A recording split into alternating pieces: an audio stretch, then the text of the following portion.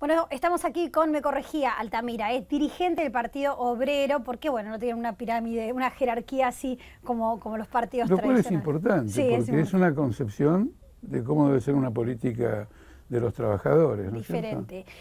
Gracias por venir, Altamira. No, gracias. Bueno, primero le quería preguntar, usted ha escrito una columna de opinión aquí en Infobae, se las recomiendo, Los últimos cartuchos se llama, es de ayer, pero habla y hace un pantallazo general acerca de la situación económica, ¿no? Con el eje bancos, también el tema del pago a los holdouts y la situación en general económica. Me gustaría que usted me diga si efectivamente cree que el gobierno está gastando los últimos cartuchos. Sí, bueno, en primer lugar vamos a lo esencial. Sí. Las medidas que se tomaron últimamente, que en general, inclusive las organizaciones populares la denominan ajuste. Sí. No es correcta la denominación, porque el ajuste significa que todos, de alguna manera, de acuerdo a nuestra capacidad, participamos en un sacrificio. Sí. Esto ha sido una enorme redistribución de ingresos que ha beneficiado a bancos, exportadoras, entre las cuales están el aluminio, la siderurgia, no solo la soja, la minería, los bancos, y ha sido perjudicial para los trabajadores. Para un gobierno que se jactó de tener un modelo de redistribución progresiva del ingreso, este es un golpe enorme, es una redistribución regresiva. Usted piensa en una sola cosa. Sí. El anuncio del aumento del 11,3 a los jubilados, cuando el primer jubilado que está en la mínima lo cobre, ya el poder adquisitivo de ese aumento desapareció. Va a tener un poder adquisitivo inferior al que tenía a la fecha del anuncio de la presidenta. En cambio, los bancos acumularon dólares por hasta, en algunos casos, ¿no?, hasta el 150% del patrimonio neto del banco, que lo fueron acumulando como comprando a 4, a 5, a 6, y no con dinero propio. Ahí invertían los depósitos de los ahorristas, a los cuales le pagaron un interés del 11, 12, 13%. Claro, acá Altamira lo que está contando es sobre el cambio que hubo la última semana, que finalmente hubo una restricción para los bancos, una restricción que no existía, así como sí hubo un cepo cambiario para todos los mortales, esta restricción no existía con los bancos. Los bancos sí podían comprar dólares, utilizando por supuesto los pesos disponibles, que son los pesos de los ahorristas. Los pesos de los ahorristas, que era un financiamiento muy barato. Sí. Y entonces fueron haciendo una hermosa especulación. Y el gobierno no dicta esta medida antes de la devaluación. No dice vendan los dólares cuando estaba a 6. Devalúa a 8 y después le dicen me venden los dólares. Claro, porque cuando uno escucha el discurso, la presidenta pareciera que va muy en contra de los bancos, al menos discursivamente. Dice, bueno, no nos quieren los bancos, tampoco nos quieren las grandes empresas de trigos y de alimentos, las ojeras importantes. Y cuando uno lee la columna que usted escribe, pareciera que estos fueran los sectores, o según lo que me está diciendo recién, más beneficiados, o sea, los que más deberían querer el gobierno. Los más eso es tan inconfundible que cuando uno lee la prensa oficialista, sus columnistas, etcétera, ellos lo admiten, pero lo disfrazan diciendo que bajo una presión se vieron obligados a actuar de esa manera. Sí. Dejemos la teoría de la presión, porque acá se cometen muchos atropellos, el nombre me vio obligado, y el carácter del atropello no cambia porque uno se ve obligado o no. ¿Está claro? Claro. Además, estamos ante un gobierno que se jactó de haber construido poder. Y ahora dice que no tiene poder, que no tiene poder, que ahora lo manejan. Lo que quiero decir es que fue una enorme redistribución de ingresos. Y aún así, no es un plan integral, fue una improvisación. Porque usted recuerda que estaba el CEDIN, sí, después el BAADE, después las cerealeras, después con estas cerealeras un acuerdo. Fueron tomando medidas en esta dirección sobre la base de una improvisación. Entonces esto que han tomado ahora tampoco constituye un plan realmente integral. El déficit fiscal sigue siendo muy grande, la factura de importación de energía también, y bueno, son medidas que favorecen a los grandes grupos económicos, son un guiño a los grandes grupos económicos, como diciendo, si ustedes me acompañan, yo sigo por esta ruta.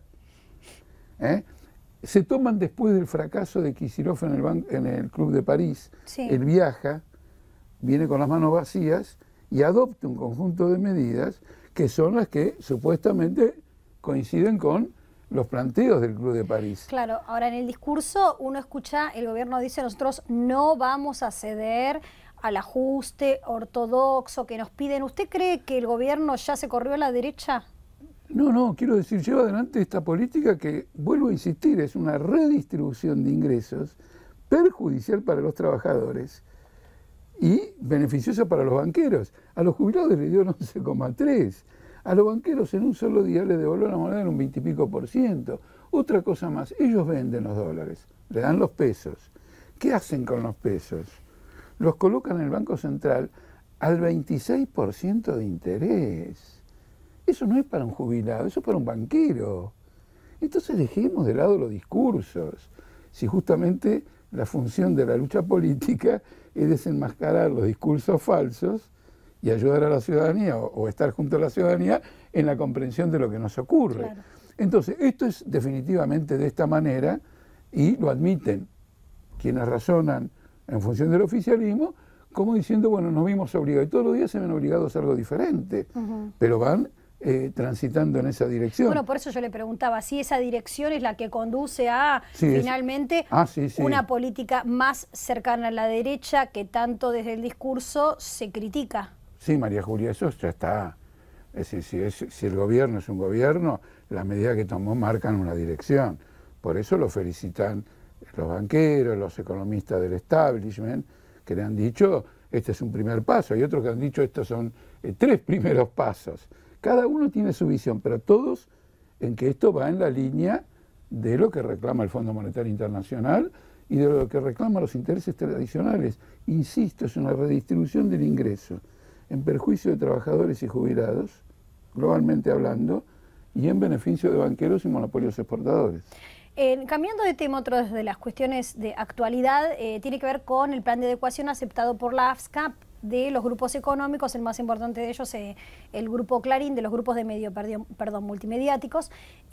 ¿Usted cree que, como dijo Sabatella, finalmente se redistribuyó un poco el poder de quienes tienen la palabra, el discurso en los medios de comunicación a partir de la ley de medios o no? Mire, María Julia, si algo se redistribuyó, si admitimos que se redistribuyeron los medios entre los grupos económicos. Quizá uno pierda un poquito de peso y otro lo gane.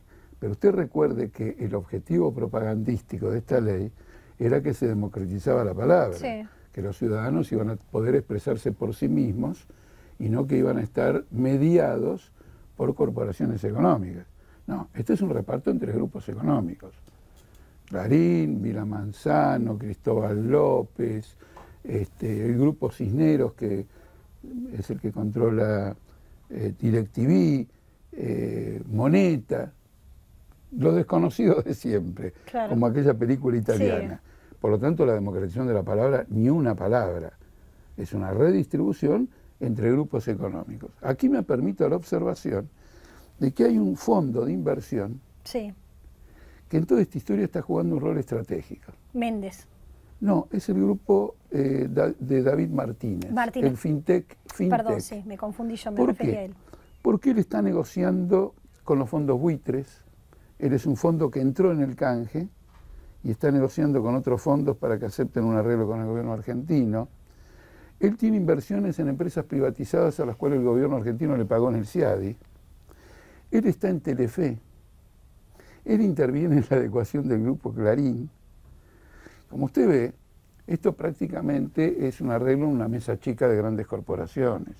No es el concepto que el Partido Obrero y el Frente de Izquierda tienen de la democratización de la palabra, que es que la gestión de todos los medios de comunicación esté en manos de las organizaciones que hacen la vida del país, me refiero, organizaciones culturales, sindicales, educacionales, deportivas. Eso sería realmente la democratización de la palabra. Y dentro de esas organizaciones, mira al extremo, quiero ser consecuente, con respeto por la diversidad ideológica. No alcanzaría con que estuviera en manos de una gestión de una organización cultural, respetando las distintas tendencias que hacen vida en esa organización cultural, a las tendencias que hacen vida en un sindicato. ¿Cree que en Cristóbal López o Martínez son los nuevos Mañeto? Bueno, si lo son, tendrán que probarlo en una lucha que se está... Pero digo, tal y como se están ¿A usted ya... se refiere en términos económicos? No, en términos del poder... Del poder mediático. Mediático y también en cuanto a las unidades de negocios estratégicos en los que tienen participación, perdón. El tema es el siguiente, eso todavía lo tenemos que ver, porque no me convence que haya habido ninguna clase de desmantelamiento del Grupo Clarín. Esa división en 6 unidades, su elección, la posibilidad de transferir a este y al otro, habría que verla. No estoy tan convencido que siquiera el propósito de desmantelar a la Corpo se esté llevando adelante, o de regularla, o de disminuirle su campo de acción. Ni siquiera estoy convencido de que haya una cosa de este tipo. La lectura de las informaciones que conocen todos me hacen dudar incluso de eso, pero hay una cosa que es perfectamente clara. Usted tiene grupos económicos que participan de obras públicas, que tienen concesiones petroleras. Por la ley está prohibido que tengan medios, y los tienen. Usted tiene el mismo grupo FinTech, es un grupo extranjero, y sin embargo se encuentra en Telefe. Claro. Ahora, acá intervienen muchos factores. Por ejemplo, el gobierno está discutiendo, tiene grandes dificultades en concretar la indemnización a Repsol, porque Repsol le pide garantías. Sí. Dice, no me alcanza que me des un bono, después quiero saber si me lo vas a pagar, y está pidiendo toda una cantidad de garantías. Entonces a mí me parece que la conducta con Telefe, que está controlada por Telefónica de España, puede estar vinculada, como son 2 grupos españoles, Telefónica y Repsol, sí, puede estar vinculada también a la indemnización de Repsol. Acá hay un paquete. En los últimos meses se han hecho cosas impresionantes, por ejemplo lo de Chevron, es muy importante. Y esos son todos intereses que van combinados. Acá en la Argentina, con Galucho en YPF han entrado lo que se llaman empresas de servicios tecnológicos petroleros, que en algunos casos son más importantes que las propias petroleras, que las contratan por el nivel de los servicios que tienen. Y bueno, todos esos intereses están operando en el campo mediático, en las devaluaciones, en los arreglos internacionales. Muchísimas gracias, Altamira, por haber estado aquí. Por favor, María Muy Julia. amable.